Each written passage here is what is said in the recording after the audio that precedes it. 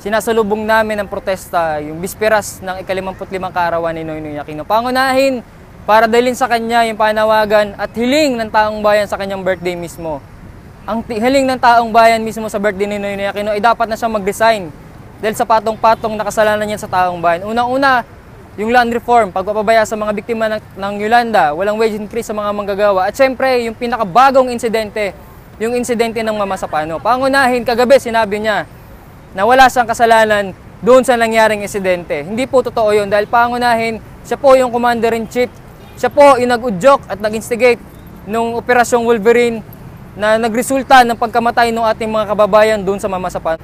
Pinapanawagan namin, yung presidente magnanakaw at mamamatay tao ay dapat na mag-resign. Goodbye, Noynoy, goodbye.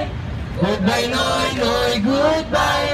Goodbye, Noynoy, goodbye, Noynoy. Goodbye.